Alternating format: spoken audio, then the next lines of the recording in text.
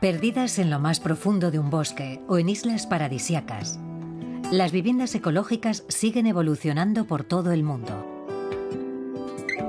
Cada vez hay más gente que busca soluciones para intentar conservar nuestros recursos naturales y para que estas nuevas casas sean accesibles al mayor número posible de personas, siguiendo unas normas ecológicas irreprochables.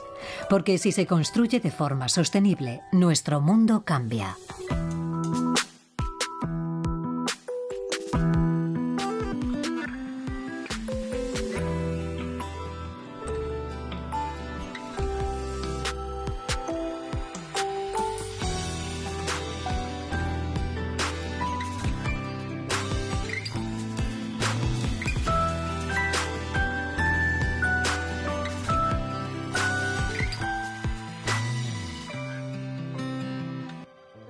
Construcciones ecológicas. La yurta.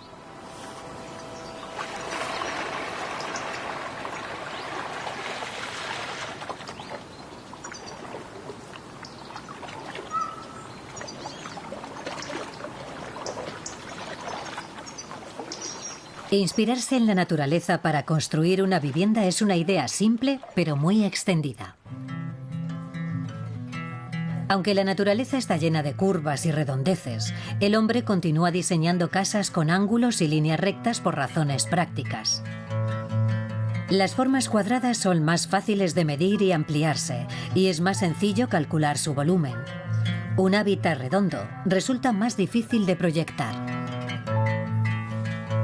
Sin embargo, desde hace siglos, el hombre ha construido refugios de forma circular.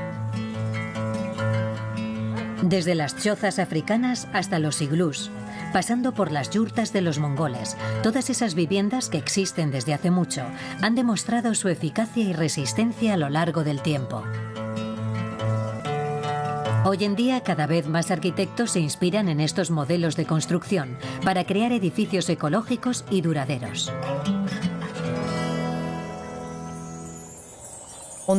En el siglo XX, la arquitectura era muy rectangular, muy angulosa, fría y de cemento. Hoy tiende a ser más natural, más flexible, se fusiona con el entorno y está cubierta de vegetación para intentar mimetizarse con la naturaleza y desaparecer. Ya era hora de que hubiera un enfoque diferente. En Cogués vamos a visitar la casa yurta de Christian y Jean-François.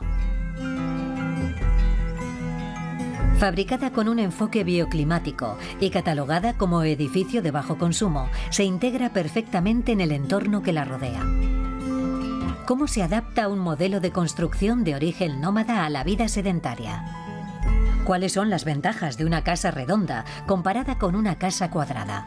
¿Qué elementos son necesarios para construir una casa circular? Estas son las preguntas a las que se enfrentó esta pareja y su arquitecta para realizar este proyecto. Es un tipo de vivienda que a menudo se considera atípica, pero que cada día es más común. Esta casa es un proyecto conjunto que concebimos con la ayuda de la arquitecta Virginie Fars. A Jean-François y a mí se nos ocurrió la misma idea cuando vimos este terreno vacío. Ese día hacía muchísimo viento, así que los dos nos preguntamos qué casa sería capaz de soportar eso. Yo creo que es lógico que hayamos optado por este tipo de vivienda.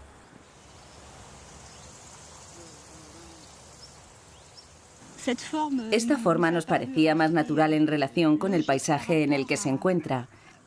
También queríamos aprovechar al máximo las vistas.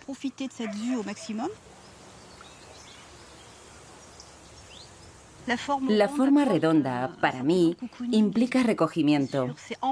Tiene un efecto envolvente. Y por otra parte, da sensación de paz. Así que en cuanto pones un pie dentro de la casa, te relajas inmediatamente.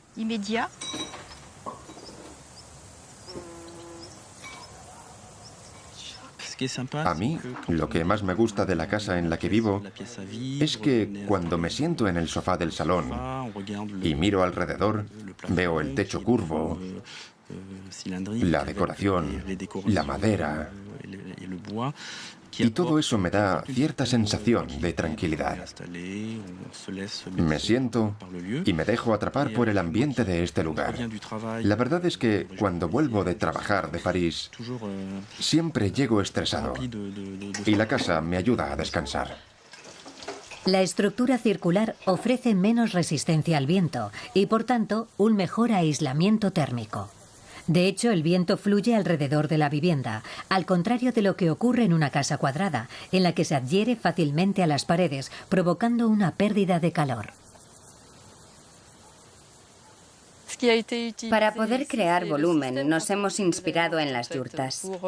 Se trata de un modelo de construcción bastante sencillo y eficaz, que se basa en una bóveda con un anillo hueco en el centro, por el que entra la luz.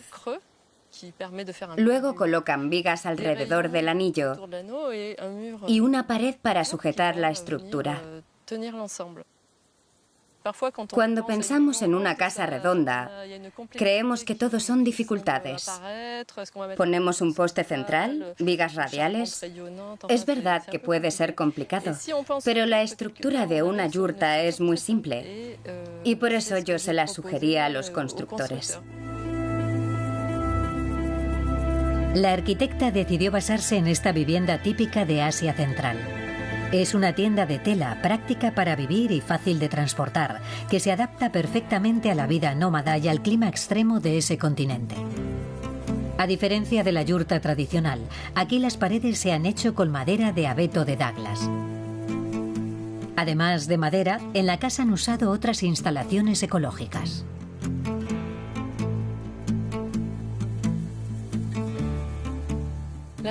La casa está construida sobre pilotes de cemento y planchas de madera. Primero colocamos pequeños bloques de cemento de 40 centímetros para separar la casa de la tierra y encima de estos pusimos unos paneles de madera para crear el suelo.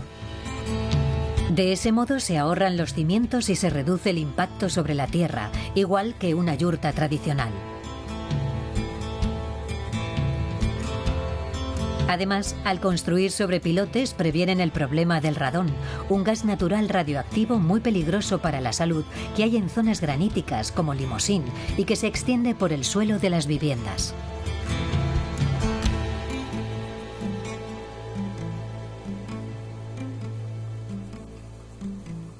Hemos puesto plantas en el tejado para devolverle al terreno lo que le hemos quitado.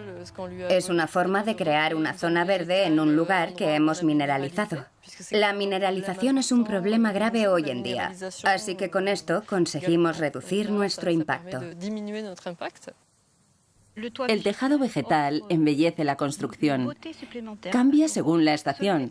A veces se llena de flores y es precioso. Simplemente es una alegría vivir en una casa tan bonita. Lo gracioso es que los pájaros y las abejas se acercan al tejado. Es un espacio habitado por animales. Aparte de la biodiversidad que genera, el tejado vegetal proporciona un aislante térmico y sonoro.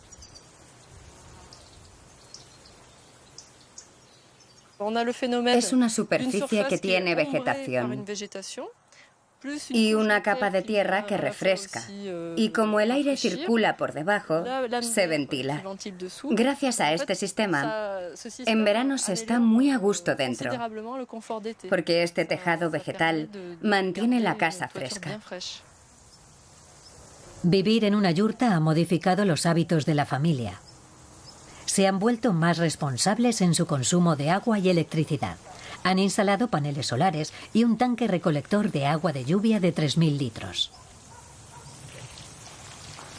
Por otra parte, han dado una segunda vida a este contenedor que les sirve de almacén.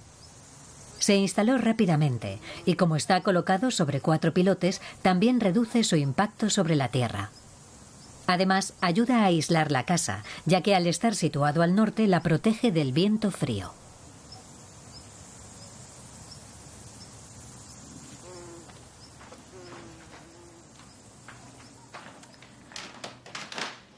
Esta es la habitación principal, donde se encuentran el salón y la cocina, y por donde se accede a la parte de arriba. Aquí se aprecia de un modo global toda la estructura. Estamos justo en el centro de la yurta. La sensación de espacio se magnifica gracias a la luz que entra por el anillo central. El problema de este lugar consistía en cómo evitar ver al vecino. Intentamos tener vistas al norte y al mismo tiempo aprovechar el sol que entra por el sur. Y eso es exactamente lo que conseguimos en esta habitación. La luz solar también sirve para calentar la vivienda. La verdad es que nuestro consumo eléctrico se ha reducido bastante y además ahora usamos mucho menos la calefacción. Tenemos una estufa de pellets que solamente ponemos si hace mucho frío o cuando no entra sol suficiente por las ventanas. Así que, en cuanto al consumo, hemos notado el ahorro. ¿Cuánto gastábamos antes en fuel oil? 2.000 euros. 2.000 euros al año en fuel oil. Y ahora pagamos 300 de calefacción. Al año.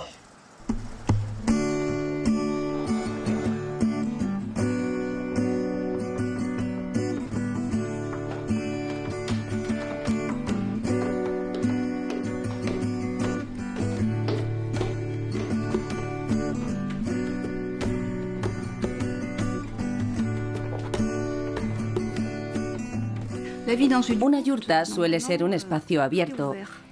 Es una sola habitación, pero aquí tenemos la ventaja de que hay espacio suficiente para tener estancias abiertas, semiabiertas y totalmente cerradas, como es el caso de los dormitorios. Las posibilidades de distribuir el espacio son muchas. En las yurtas tradicionales no son necesarios los postes de carga. Pero para destacar la estética de esta vivienda y darle un aspecto más natural, decidieron colocar 2 troncos de abedul en el centro de la casa. Queríamos que fuese así para integrar la naturaleza en nuestro hogar. Puedes tocar el árbol con la mano cuando pasas a su lado. Es muy agradable. Vas andando por el rellano e inconscientemente tocas el árbol. Es como si estuvieras en el bosque. Esta casa yurta se ha construido con distintos tipos de madera. Querían usar materiales locales y toda la madera procede de los bosques de Limousin.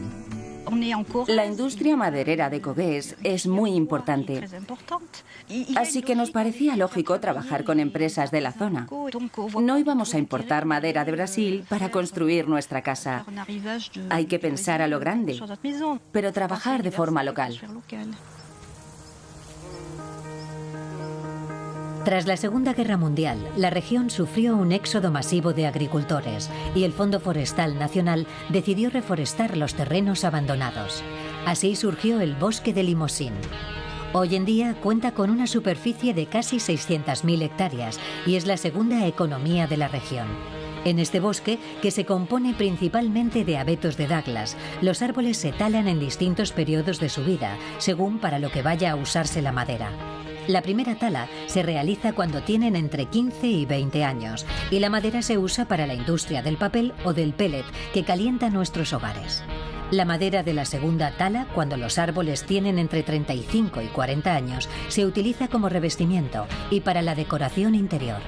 La madera más madura, con un diámetro de 40 o 50 centímetros, se emplea para fabricar las estructuras de las casas. Una de las ventajas de la madera de abeto de Douglas es que se puede usar en algunas situaciones de riesgo de clase 3 sin ser tratada químicamente. Por eso, cada vez se utiliza más para construir estructuras de madera y también para revestimientos y entablados. Es una variedad que en algunos casos puede sustituir a la madera exótica.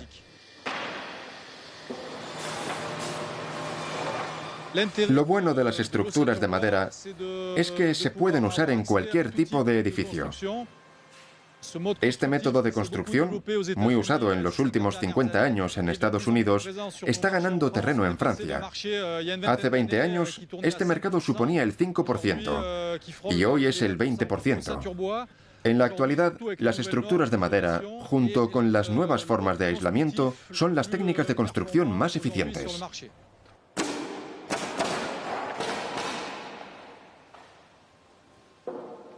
Algunas personas temen usar una estructura de madera por el problema del fuego. Pero tienen que saber que se equivocan. Habrán notado que en los grandes centros comerciales hay láminas encoladas de madera, que se usan precisamente por su resistencia al fuego. Si las comparamos con las vigas de metal, cuando el metal se expone al calor, se dobla en 30 minutos. Sin embargo, como la madera arde desde el interior, tarda más en derrumbarse. La ventaja de la madera es que es renovable y es un material reciclable que consume muy poco CO2 durante su proceso de transformación, que tiene lugar en los aserraderos donde se transforma en subproductos. Por ejemplo, en combustible, como es el caso de los pellets. El árbol se aprovecha al 100% y es un sustituto de los productos petrolíferos. Así que todo son ventajas a la hora de usar la madera para la construcción y para la calefacción también.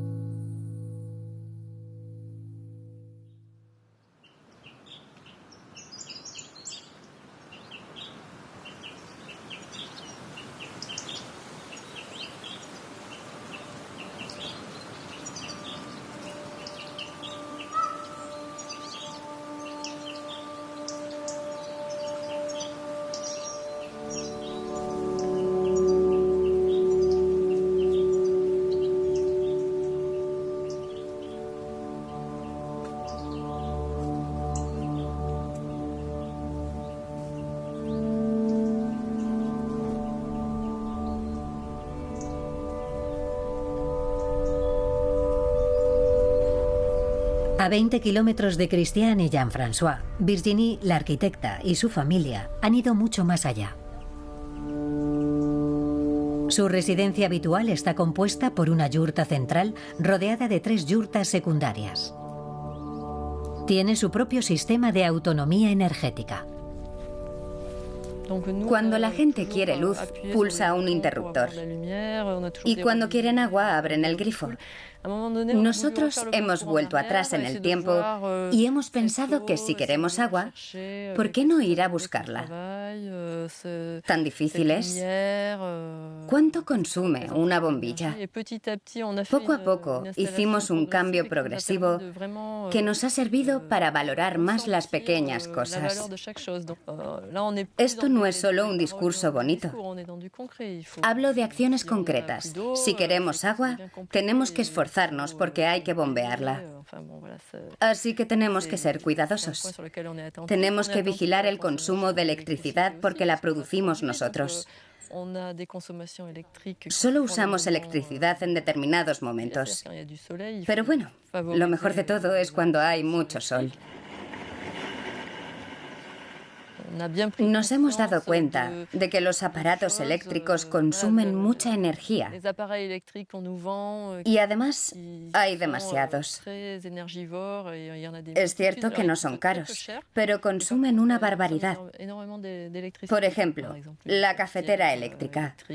No usamos nada que necesite electricidad para producir calor. Es algo que no nos podemos permitir aquí. Tenemos otros métodos para hacerlo y funcionan bien.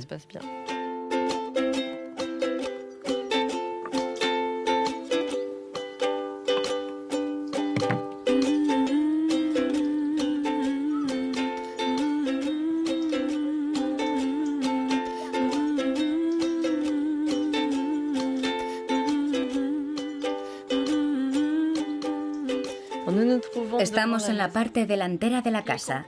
Aquí hay una yurta que tiene muchas ventanas y da a una terraza. Es la habitación principal. Alrededor de ella están las yurtas secundarias, que se conectan con la yurta central y es donde están los dormitorios. El aislamiento que hemos puesto es más resistente que el de una yurta tradicional. Usamos lana de oveja de un ganadero de la zona y es un aislante estupendo. La única pega son las polillas, pero por lo demás es un material muy efectivo. Además, probablemente no se iba a usar para otra cosa. Así que nosotros lo hemos reciclado. En las paredes ponemos mantas que también son de lana y que hemos comprado en un mercadillo militar.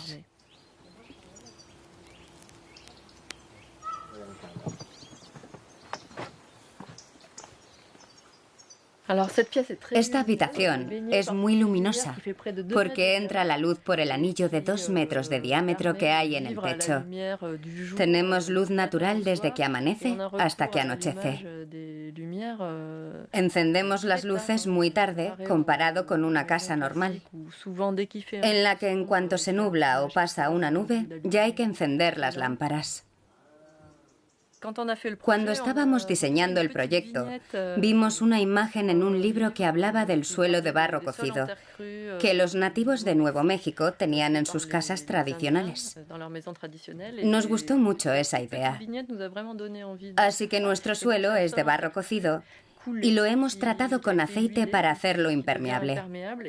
Con el paso de los años, se ha cubierto de una pátina, se ha endurecido y está más oscuro. Al principio era gris claro y ahora es negro. El suelo oscuro capta la energía del sol y mantiene la casa caliente durante toda la noche.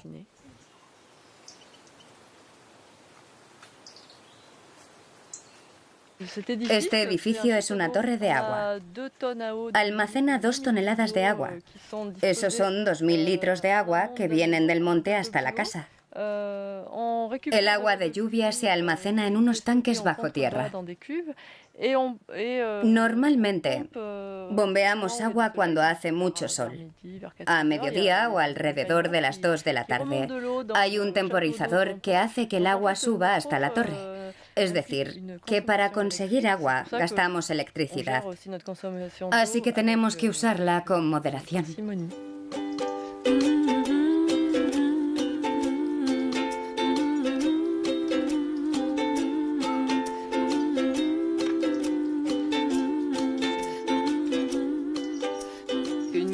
Una casa normal depende de una red de suministro y de las personas que regulan el agua.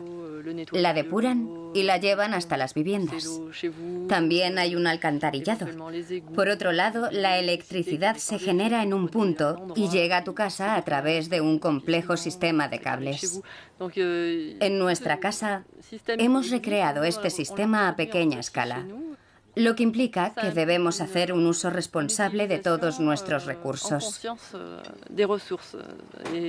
Nosotros ya hemos interiorizado este proceso, pero cuando tenemos invitados que se quedan algún tiempo aquí, hay que explicarles un poco cómo funciona todo.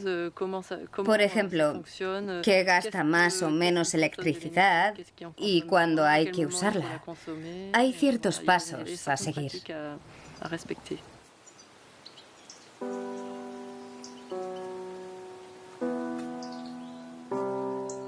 Puede que estas casas sean el futuro. La gente ya se plantea que es necesario cambiar de hábitos sin alterar demasiado su forma de vida. Pero desde luego es importante reflexionar y pensar cómo podemos modificar nuestra forma de consumir y nuestro modo de vivir. Sería genial que todo el mundo tuviera acceso a este tipo de viviendas. Con nuestro estilo de vida no queremos convencer a nadie. No se trata de decir a la gente lo que está bien o lo que está mal. Simplemente hemos decidido hacer las cosas como nos apetecía y demostrar que es posible vivir así. Puede parecer una utopía, pero es totalmente factible. La vivienda del futuro combinará las técnicas de construcción que se emplearon en el pasado con el uso de los recursos naturales locales. Esta evolución ya ha comenzado, ya sea por sus formas poco comunes, redondeadas u onduladas, o por los materiales escogidos, lana, tierra o paja. Estas construcciones se integran en el paisaje y confirman que es necesario tener una visión alternativa de nuestras viviendas, una visión en la que la arquitectura y la naturaleza se unan.